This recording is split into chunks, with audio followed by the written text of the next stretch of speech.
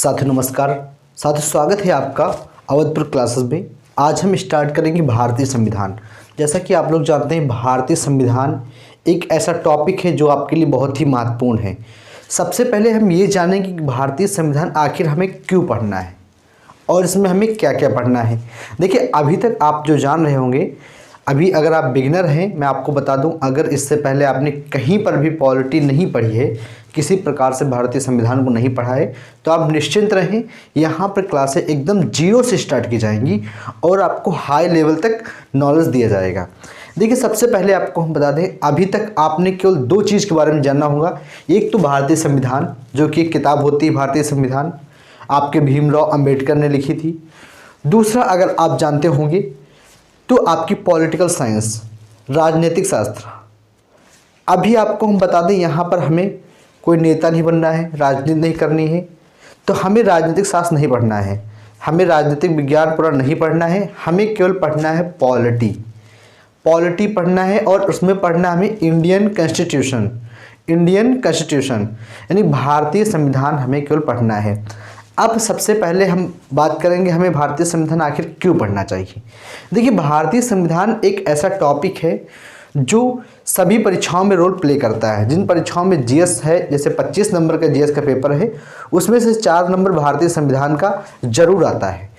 और ये भारतीय संविधान यूपीपी और यूपीएसआई इन दो बैच के लिए बहुत इंपॉर्टेंट है। यूपीपी की जो तैयारी कर रहे हैं स्टूडेंट, उनके लिए भारतीय संविधान मोस्ट इम्पॉर्टेंट है। अब यहाँ पर भारतीय संविधान की क्लासें जीरो से स्टार्ट कराई जाएंगी। सबसे पहले हम जानेंगे आखिरकार ये पॉलिटी है क्या। देखिए पॉलिटी आपकी दो शब्दों से मिलकर बनी है, ग्रीक भाषा के दो शब्दों से मिलकर बनी है, पॉली और सिस्टम। पॉली का मतलब होता है आपका राज्य, एक स्टेट, और आपका सिस्टम मतलब आप जानते हैं व्यवस्था, किसी राज्य की व्यवस्था, यानी किसी राज्य की व्यवस्था के बारे में अगर हम अध्ययन करते हैं तो उसी को कहते हैं पॉलिटी। अभी आप सोच रहे होंगे कि मैं अलग अलग राज्यों के बारे में बात कर रहा हूँ, तो ऐसा बिल्कुल नहीं है। मैं किसी स्टेट की बात नहीं कर रहा हूँ।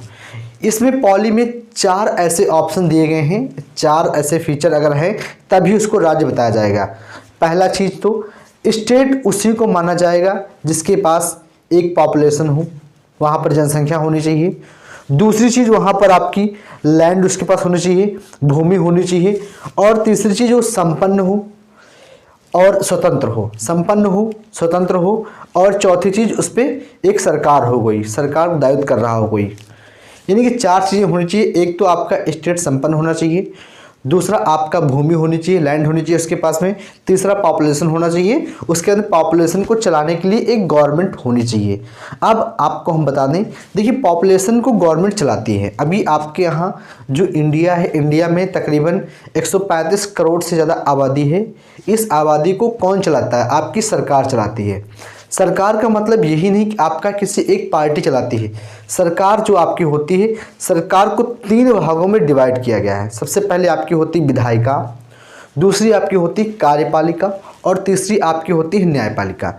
3 भागों में सरकार को डिवाइड किया गया है। विधायिका क्या होती है? विधायिका का काम क्या होता है? विधायिका आपकी कानून बनाती है। आपका जो भी बिल पास होना होता है, जो भी कानून बनता है, वो आपका विधायिका बनाती है। कार्यपालिका क्या करती है? कार्यपालिका उस बिल को इम्प्लीमेंट करती है, लागू करती है। लागू कराने का काम आपका कार्यपालिका का होता है। दूसरा आपका न्यायपालिका। देखिए न्यायपालिका एक न्यायिक समीक्षा करता है कि आपके जो कानून बनाए गए विधायिका द्वारा और जो कानून आप पर लागू हो रहे हैं वो आपके हित में है, अनहित में है। मतलब एक थर्ड पार्टी जो आपको न्याय दिलाती है। जैसे मैं आपको बता दूं कि अपने यहाँ जो लिमिटेड रिसोर्सेज हैं, अभी सब लोग जानते हैं कि हमारे यहाँ संसाधन की कमी है, तो कम संसाधन में किसको क्या डिस्ट्रीब्यूट करना है, कैसे किसको अधिकार देना है, इसके लिए एक नियम बनाएंगे कुछ।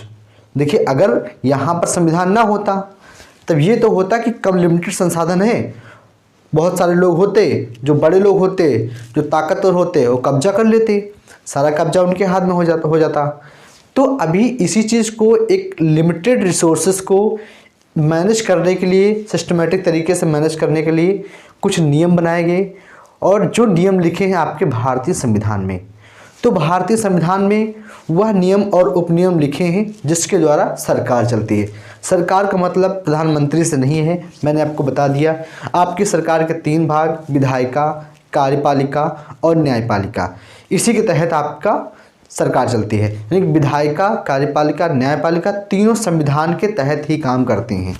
अब दूसरी बात हम कर लेते हैं, संविधान जो है, जब संविधान हमारा बना, तो संविधान जब हमारा बना था तो जब हमारा संविधान बना तो आपको हम बता दें, देखिए संविधान में सबको दिया गया अधिकार, न्यायपालिका को अधिकार दिया गया, कार्यपालिका को अधिकार दिया गया, सबके अलग अलग अधिकार दिए गए, लेकिन इन अधिकारों को भी नियमित करने के लिए कुछ व्यवस्थाएं बनाई गई।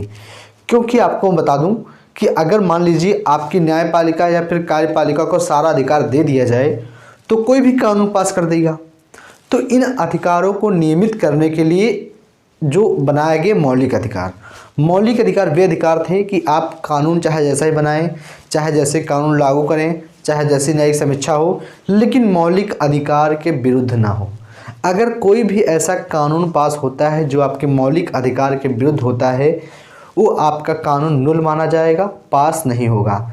अब संशय यहाँ उत्पन्न होता है कि जो बच्चे नए हैं उनको ये नहीं पता मौलिक अधिकार क्या हैं और आपके मॉरल राइट्स और फंडामेंटल राइट्स में क्या अंतर है।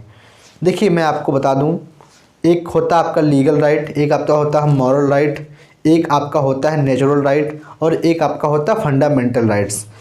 तीनों राइट्स के बारे में बात करूंगा अगले वीडियो में, आपके मौलिक अधिकार क्या होते हैं। देखिए संविधान में इंट्रोडक्शन के लिए वीडियो था और संविधान आपको पूरा इसी तरह ग्राफिक्स के माध्यम से पूरा संविधान पढ़ाया जाएगा। आपकी क्लासें एकदम जीरो से स्टार्ट होंगी, जीरो से हीरो तक आपका बैच चलेगा। मैं आपको बता दूं, भारतीय संविधान एक किताब नहीं है, हमें किताब नहीं रटनी है, हमें पूरा संविधान नहीं रटना है, हमें उन फैक्टर को पकड़ना है जो परीक्षा के दृष्टिकोण से बहुत ही इम्पॉर्टेंट है। तो मैं आपको बता दूं, भारतीय संविधान के लिए आपको डेली प्लेलिस्ट इस पर डाल दी जाएगी। डेली आप क्लास करिए, कम टाइम में 10-15 मिनट में डेली क्लास होगी और डेली आपको क्लास मिलेगी मॉर्निंग में। मिलते हैं अगले वीडियो में, धन्यवाद।